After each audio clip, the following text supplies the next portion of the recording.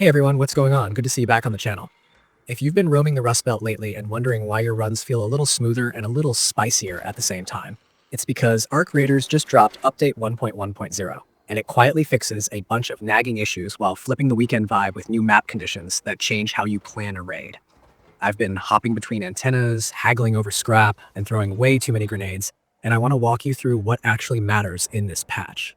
What's fixed, what's new, and how you can squeeze more profit and fewer respawns out of your next extraction. We'll keep this super conversational, like we're in comms figuring out the next route, because that's how this game feels at its best. Let's kick off with reliability, because nothing demoralizes a squad faster than a per-gadget failing right when the arc starts screeching. You know that integrated shield recharger? There's been a bug where it would only do its thing while you had it equipped, which meant you'd swap to something else and poof, no recharge when you needed it most. That's fixed. On top of that, there's now a visible charge progress indicator for shield repair, so you aren't guessing whether you've got enough juice to swing wide on a harvester or push a trench line. It's a little UI touch, but it changes your mental tempo.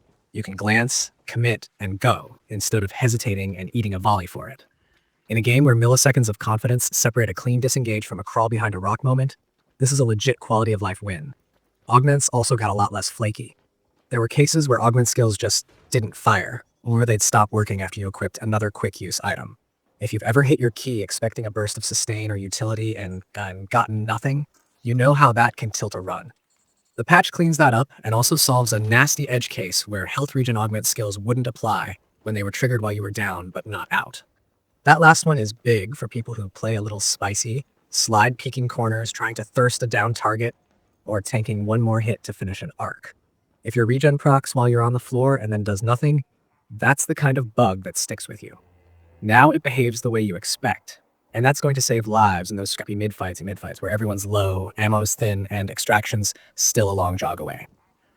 Exploits got some love too. There was a goofy interaction with deployables where you could basically body check your way through walls. It made for funny clips, sure, but it also undermined the cat and mouse rhythm the game leans on. Extraction shooters thrive on geography, sightlines, choke points, windows that should be safe or shouldn't. And when you can cheese that, the whole economy of risk and positioning goes sideways.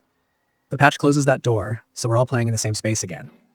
It's one of those changes you only notice by its absence. Fewer how did they get in there moments, more predictable, honest fights that reward smart rotations. Speaking of predictable, can we talk about barricades at ziplines? If you've been third-partied at the bottom of a line and found a wall of nope right in your face, you know exactly why this was addressed. Barricades can no longer be placed near zipline exit points. That means when you commit to a zip, you're less likely to drop into instant crowd control and a highlight reel for the other team. It doesn't remove risk. Ziplines will always be audible, predictable routes, but it restores a baseline of fairness so mobility tools don't become traps by default. It also reopens some creative getaways on contested extracts when you've got a bag full of salvage and a minute left on the clock. Another small but mighty fix is the well-traveled achievement not registering. If you were methodically checking that one off and it kept ghosting you, you weren't imagining things. It's sorted now. Console achievement hunters in particular will appreciate this because nothing breaks the flow like a milestone that doesn't pop when it should. The patch notes call it out plainly, so if you're completionist wired, it's a green light to go wrap that up. There's also a bit of cosmetic fun. An emote called Punch Hands finally shows up properly if you had it as a pre-order bonus. Mood lighteners matter in this genre. After back-to-back scuffs and a scuffed extract, sometimes you need a goofy animation while your teammate scrubs their optics and pretends they didn't just whiff a full mag. Little things like that keep squads vibing and queuing for one more run.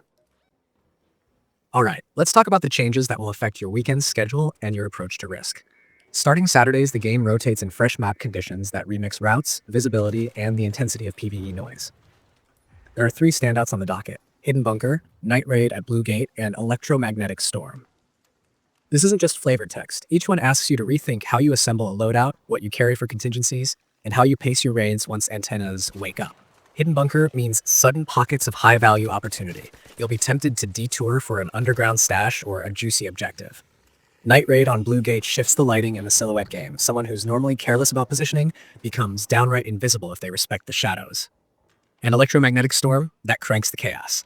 Lightning, scrambled visibility, and unpredictable arc behavior turn the map into a living hazard.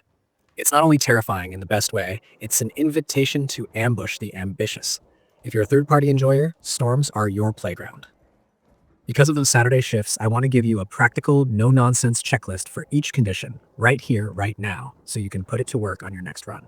For Hidden Bunker, the smart move is to plan 2 routes, your default money route and a pivot plan that detours to the bunker if it pings within a reasonable radius. The bunker will draw squads like moths, so don't brute force the front. Instead, swing wide, watch for teams who rush in with low information, and punish them on the exit. Keep one stun or slow in the pocket specifically for that choke. If you're on comms, call your time budget before you drop down. We're in for 90 seconds max, then out, so you don't lose the plot and get trapped by late rotations. And if you're extracting with bunker loot, resist the urge to exit closest. Everyone knows that route. Hit an off-angle rope and mask your approach with environmental noise. For Night Raid at Blue Gate, vision and silhouette discipline rule everything.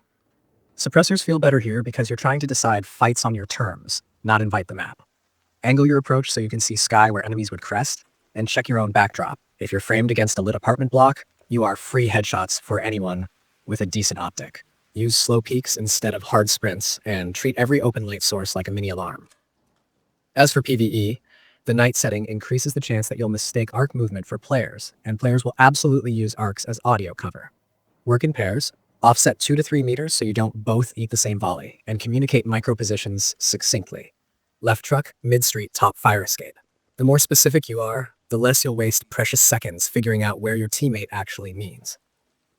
Electromagnetic Storm is pure chaos if you don't establish rules for your squad. Step 1. Decide ahead of time who keeps eyes on the sky and calls lightning patterns.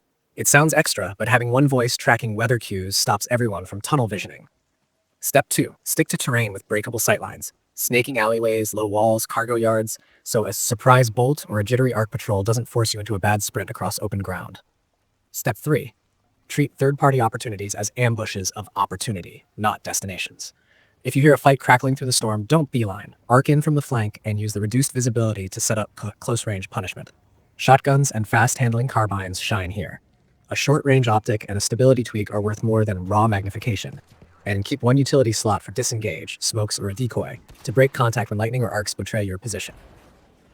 With all of that in mind, let's stitch together a loadout philosophy that meshes with the fixes.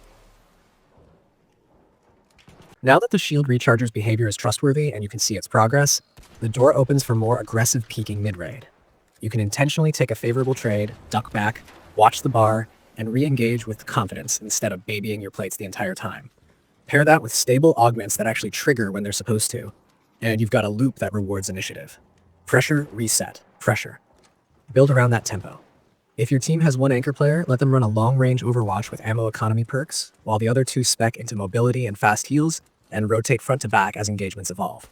This plays especially well in Night Raid, where quick snaps win fights before they escalate beyond your little pocket of control.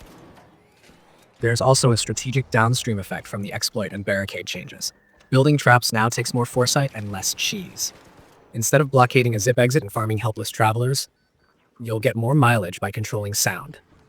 Put deployables where they create telltale noise cues, doors that now creak when bumped, metal steps that echo more under stress, that sort of thing, and set up on the angle that punishes the second footstep, not the first.